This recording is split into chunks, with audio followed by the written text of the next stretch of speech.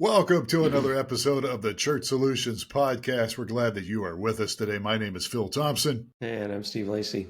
So, Steve, this is episode number 460. There's an engine out there that's a 460 cubic inch engine. Tell us about it. Tell us. What is it? It's a Ford engine, and it is in their big cruiser machines. Made in the late 1960s through the 1970s, and they put them in Lincoln Continentals. Yeah, but they also put them in trucks, I think, later on. Yeah, in the big boats. Yeah, it's a big block, 460 cubic inch. What is that, like 7.5 or something liter? I don't know what that is. But yeah. So anyhow, that's your engine update today, folks. Thanks for being with us. All right, so we got a great guest today, and we're going to get to him in a moment. But we do want to let everybody know that we have a webinar coming up February 25th. And so if you're hearing this before February 25th, go sign up for it now. This is an awkward title, but I'll read it anyhow. I can't seem to do very well with it. But it's the name of the webinar is The Power of Integrated Sermon Shots with StreamingChurch.tv. The Power of Integrated Sermon Shots with StreamingChurch.tv. It's a little, I want to say the power of integration, but anyhow, that's the title. And you can see as Michael Gray, who's behind the scenes here, put up the link to sign up for the webinar. It's webinar.streamingchurch.tv. And even if you're not going to be able to make it February 25th at 12 noon Eastern time, you can sign up anyhow, because that way you'll get a copy, the recorded copy of the webinar. And this is going to be a fun webinar. And Corey Alderin is going to be our guest today. And actually for the webinar, as well as today, I was going to surprise everybody. But yeah, he's going to be our guest today. And he's the co-founder of Sermon Shots. So anyhow, that's what's happening here. Hope you'll sign up for that. And speaking of our guest, our next guest is, let me put some glasses on so I can read his bio. He's got a lot of stuff here. He's an experienced young man. Our next guest is the CEO and founder of Sermon Shots, a platform designed to help churches enhance the impact of their sermons through technology. He's got over a decade of experience with software development and social media. In fact, he has been instrumental in creating tools that assist churches in effectively sharing their messages. And actually, before Sermon Shots, he built the first Christian Facebook pages to reach 5 million followers. Didn't know there were 5 million followers. He designed software used by over 100,000 users. And his latest venture, of course, is Sermon Shots. And that combines his expertise in social media and software development with his passion for the church. And it's all about making it simple for any church to leverage their sermons and create content for social media. He's involved in a lot of things, also involved in his local church. So welcome everybody to the Church Solutions Podcast, Corey Alderin. Corey, how are you today? I am doing great. Thanks for having me today. Yeah, you're very welcome. We're excited to talk about this integration because that's what we're going to talk about. We got the webinar coming up, but we'll spend a few minutes talking about this. What is it all about? Why is it all about? And I'll let Steve Lacy tee up the first shot. Well, a lot of people are familiar with Sermon Shots, but give us a quick overview of why Sermon Shots came around and what it does for the church. Yeah, I mean, the quick overview of Sermon Shots is it takes your sermon and turns it into all kinds of different pieces of content. So you've got this great piece of content, your sermon, and you can leverage that along with the great expansion of AI and turn your sermon into video clips, images for social media, discussion guide, 5-day devotionals, all kinds of different stuff. Yeah. So, and we connected up, I think, prior to the hackathon, right? We've been part of the. Did you guys participate in the first one or just the second one? We missed the first one. Okay. But yeah, unfortunately, I was gone during the first one. The second one, I knew I wasn't going to miss the second one. Yeah. So you guys actually got started before AI was popular, right? Yeah, got started before AI was really any sort of ChatGPT came out, and that's probably what really got people familiar with the term AI for the most part. What that was like 2 years ago-ish, somewhere around there. Yeah, it's November of 23, is that right? Or 22? Yeah. So not even, right? Not even 2 years ago, I guess. Yeah, a little over Uh, 2 years. yeah. And Sermon Shot started about 3 years ago. Uh-huh. So we were using some stuff. It's the AI has expanded since, right? Like as fast as AI is growing and getting better so quickly. But yeah, we were leveraging some AI to help with your sermons 3 years ago, and we never used the term AI, but definitely using it in the background. Yeah, I see it, and it's getting popular everywhere, especially including in ministry. Phil was just mentioning someone that I met while waiting in the bathroom at the first AI glue hackathon is adding AI to their product. We're actually connected with them at that first hackathon and then used some of their tools to pilot some stuff that we were doing here as well. There's been AI's kind of taken over the world here. Yeah. What are your thoughts about AI for ministry? Well, clearly, I think it can be effective, right? I definitely think that it's a powerful thing that, if used correctly, it is huge. Saves, I mean, saving people so much time. Sermon Shots is just one tool. There's all kinds of AI tools out there helping in different ways, and it's saving hours of time. I do think that there are cautions, like anything, using it to the extreme of like not looking at the content before it's like shared somewhere could be, a little. You never know. Yeah. Um, AI isn't perfect; it gets things wrong, and when we're talking about anything related to faith and the Bible, probably need to be cautious. But I mean, if you're using it effectively, it's a huge, huge time saver. Yeah. So the borrowing from Kenny Jang, who we both know, he kind of, I don't know if he's the first guy that started talking about it this way, but I thought it was a great um, illustration of how you should use AI. And he kind of said, consider it like an intern at your church that's willing to work 24/7 and knows just about everything, but is still doesn't know everything about you and your ministry, but has just an incredible background. He said, just like you would employ somebody like that, where you wouldn't say, hey, Larry, you're awesome. You're writing the sermon this Sunday that I'm delivering. Send it, run it to me 5 minutes before I go on you would never do that. Yeah. But you may employ Larry to, hey, let's get some sermon ideas based on the culture that's going on and give me an outline for a really moving sermon. And then you would take that and you would refine it and make sure that it was right, because Larry's going to make some mistakes. And so I think it's a really healthy way to treat AI.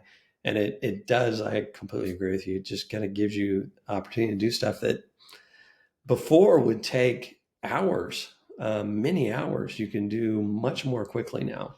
And Let me ask you a question, Corey, that kind of goes back to the very beginning of our podcast here, where I was advertising, so to speak, our webinar coming up with you, and it's the integration of sermon shots with streamingchurch.tv. So, what is this thing all about? Give us a little preview about the integration thing. Yeah. Well, I don't know about you guys, but I'm excited about it. I think it's something that if you're a streamingchurch.tv user, it's going to save you even more time on Sermon Shot. So yeah, essentially it's super simple. You just connect your accounts, right? Really easy. Connect your two accounts right within Sermon Shots. And every time you go in there, you can just pull every one of your sermons from streamingchurch.tv and simply click on it, and it adds it right into your Sermon Shots account. Super simple. And as soon as you do that, it just starts repurposing it. So we are excited about it. Yeah, we really are. And so go ahead. yeah, I was just going to say that one of the things that I think is great about this is I've always, we've known each other for a while. I think we've had some kind of talks about this, and I've talked with other people about how if there could be some integration with your lot, like where your sermon is, right? You're preaching the sermon somewhere, like being able to just move it straight into Sermon Shots, and then it starts repurposing so that like you log in on even Sunday night and you want things to be ready for Monday morning, you can have everything there and ready to go without having to go upload and wait for everything to happen. So this really streamlines that process well. Yeah, I like the fact that both our backgrounds. I mean, we got a couple years on you as far as age, to put it mildly. But we've all here at streamingchurch.tv had a background in ministry and serving the church and doing things like that. And you do too. Yep. Yep. Absolutely. For a while, I've done all kinds of things at my church. I've never been employed at the church, but I've done all kinds of different things, going from anywhere from like starting off being like a greeter. I've greeted at the front, but I've led small groups. I've been a coach to small group leaders. I'm now part of my leadership team at my church, and so I'm in all the different at my church. Yeah, to me, that makes a big difference. Maybe people don't see that at the forefront, but when you have people behind the scenes that work with a company that have a heart for ministry, that have a heart for the local church and the global church too, for that matter. But, that to me makes a big difference. That spells a lot, because you're dealing with people that not only are on the same page with you, at least in some manner or in some form, but, they want to help the church. They're not out to make a lot of money. I mean, nothing wrong with making a lot of money, but it's about really helping the church. It's putting people first. And that's the whole goal: helping the church. Yeah. So we kind of got together at this hackathon, and things just kind of went from there. And it's what I appreciate is the willingness to work with some of your other companies that are out there in the space.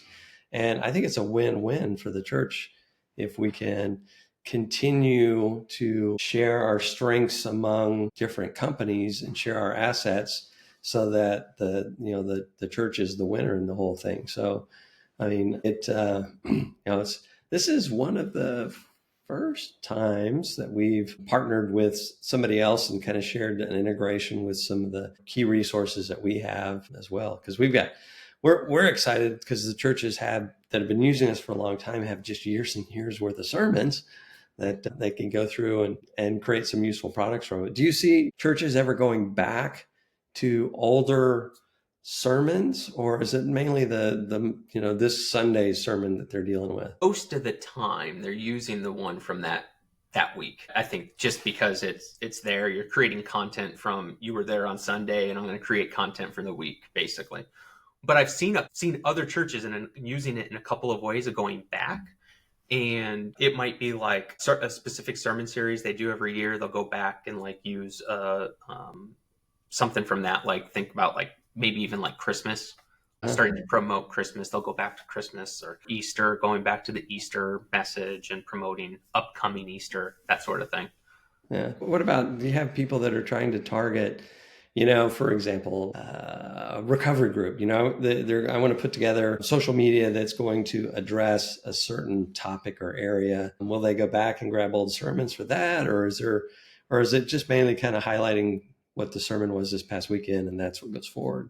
Yeah, well, I think your example is pretty similar to like using the past Christmas or past Easter. Yes, I know that when they're starting to promote something that's coming up, especially if it's a big series about something, they will take past sermons to be able to clip out parts that are similar to what they're going to preach about.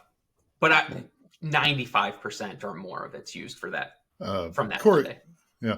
Corey, a lot of people are familiar with who we are, at least some of them are. And Steve started this company just out of a passion to connect people within the local church. And back in 2001, and, we kind of evolved into doing streaming video from that. But what was it about you that said, I want to do sermon shots? I mean, you didn't invent social media clips, but you have obviously a passion. You had a passion to get sermon shots going and to kind of let it take off. What motivated you to do that? Well, early on, I think in my bio that you mentioned, I had another software, and it's a software for making videos and images in another niche. Well, because it was doing really well and it didn't need me in it anymore, I wanted to try to help the church. Basically, it was just, I felt like I was supposed to take the knowledge and our technology and use it to help the church. And so there were a couple of sort of failed side projects we were working on for the church that didn't work out.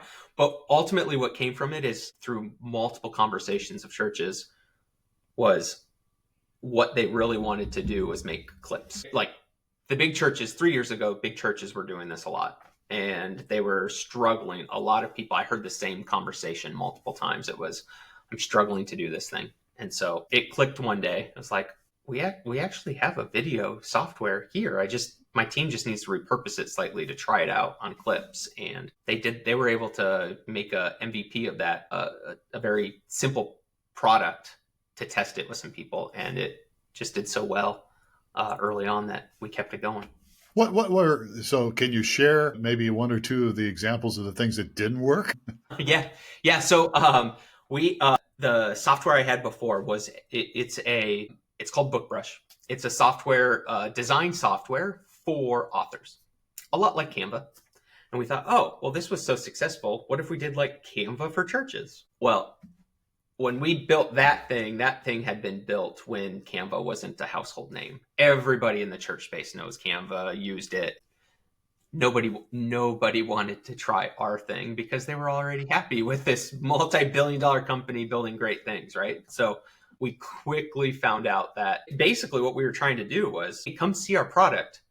In exchange, we'll make, we were trying these lead things of like, we'll make this for you. We'll give you this for free. We'll give you this for free. Well, we found that everybody loved it when we were giving them clips for free to come see this thing. Everybody loved the clips that we were making them. They did not like the product that we were trying to create. So yeah, so that was pretty clear message to us. Like maybe this free thing we're giving away, we should make it possible to make. So that's where. So you were saying several years ago, big churches were wanting to put together these clips. So walk us through just briefly, what was the intent for these big churches and why are they doing it? And then maybe some examples of how we got all kinds of different sized churches listening, how they can leverage whatever good that those guys got from us. What are they trying to do? Why do I need clips? Yeah. Well, to clarify, the big churches were doing it because they had a media team of 5 people, 10 people that all they did was make image or videos. It was the smaller churches that were like, how can I do that? I don't have a media team. How can I do that? I want to do that. Well, the reason why everybody wanted to do it is because they were seeing how much growth and how much engagement there are in those short little clips that back then, even 3 years ago, but even now too, this is where a lot of the engagement's happening, right? So you have a Facebook page for your church that has, let's say, 1,000 people. You share something on that page, it gets 20 people that see it now, right? It's like 2 to 5% of the people see it. But if you're sharing it as a reel on Facebook instead of like a post, it has the potential to reach really everyone. And if you get one that is working well, it can X the number of people on your page. You can get 100,000 views from it, even if you only have 1,000 people on your page, or you can get 2,000 views if you're brand new and you have 5 people that like your page, right? So I think that's the big attraction to making reels. Yeah. So what platforms have been most productive? So we got YouTube, Instagram, Facebook, TikTok, that are just some of the more popular ones. What's working for churches? And I guess the goal is to get some exposure and get some new people to come visit your church, I would assume, is the ultimate goal. Yeah. I think the ultimate goal is maybe 2 things. One is that help people see it so that they have a little bit of interest or get a kind of glimpse into what your church is about so that they maybe come to church, right? Or even watch online, depending on where they're at. But I think also just there's a missional side to this. Some churches more than others. People scrolling through these Instagram, Facebook will go through video after video, right? We know how much not so great stuff is in those feeds. So let's put some good stuff in those feeds as well. So churches are utilizing it that way. I think that Instagram and Facebook are the 2 biggest ones for most churches. I think TikTok is polarizing. So I won't say whether that's a good one or a bad one. I'll stay out of that. But it is reaching people. People are there. And so reaching them, that's where people are. So if you were putting them in order of effectiveness, would you... I'm putting you on the spot here. I guess it's really not. It's an opinion, right? It's an opinion, but it also, I think, depends on your church. I think some churches are using TikTok really well, but I think it sort of depends on your demographic. TikTok leans definitely younger, and then Facebook leans older, just generally. And Instagram's probably somewhere in between, YouTube's somewhere in between. And so I think depending on your church, it probably depends on which one will be best. Uh, Yeah, so if when you you have say depending no on your church, opposition, say go that ahead. again. Well, I was just cutting you off here. Depending on your church. So what you mean by that is the demographics in your church. Yes. Yeah. Yeah. And your style probably too. But I would say if you don't have an opposition to any of them, why not just post on all of them? Especially if most of the content you're creating can be posted on all of them. Just using sermon shots as an example, if you're making a clip, they work. You download the clip, it works on all of them. So, and it takes 10 seconds to post on each one, right? So why not just post on all and just see which one's working? And how long should a clip be? I think that's another sort of depends. I typically say it's not about the length of time. It's more about how long can you grab and keep attention. So people like shorter better, but there are certain things that as long as you can keep attention, you can make it longer. And so if you can say it in 10 seconds, don't go to 20 seconds.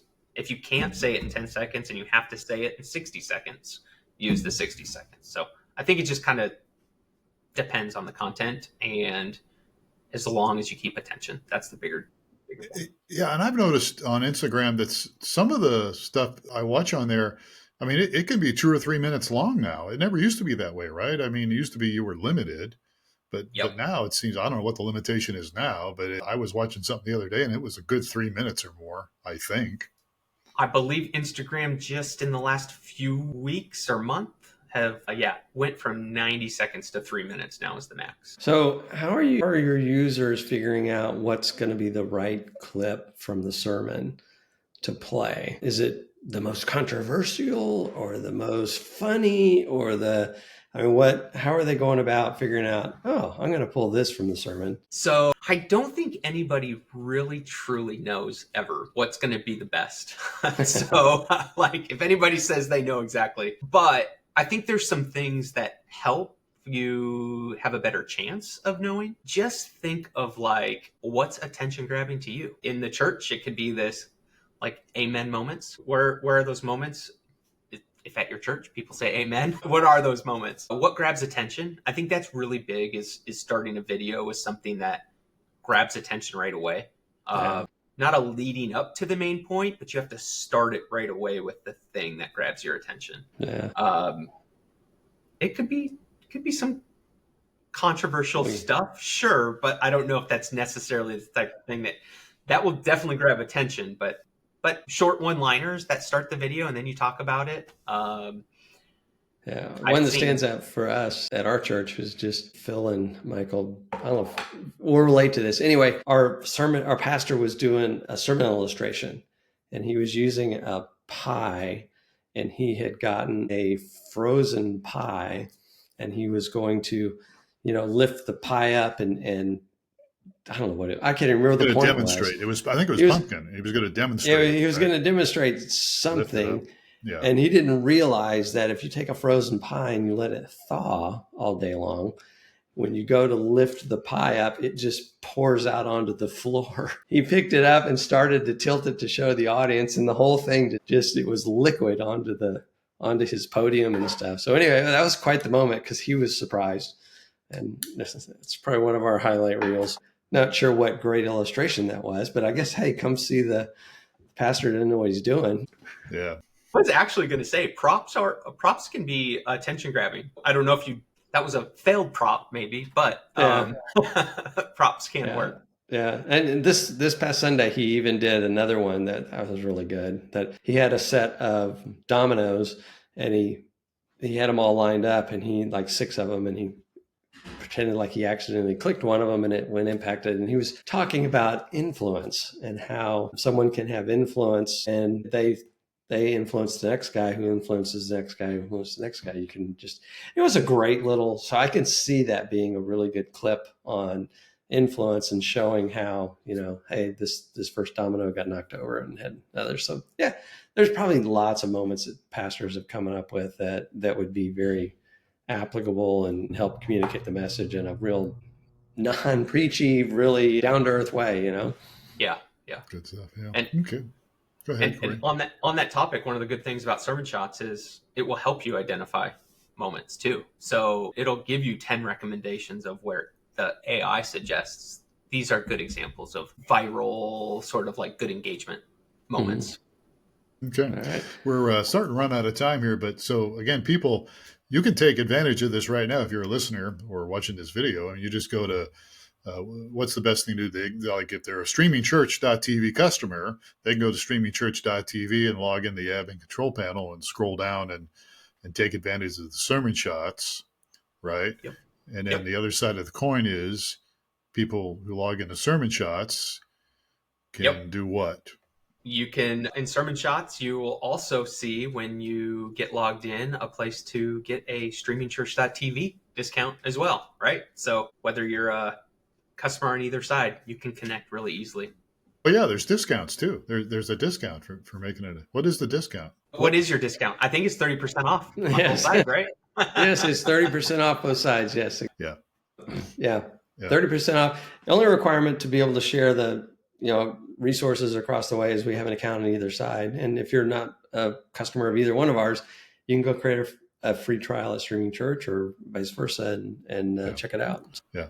And that's sermonshots.com, right? That's your domain, Corey, and ours is, of course, streamingchurch.tv. All right. So we're going to talk much more about this on our webinar, February 25th, 12 noon Eastern time.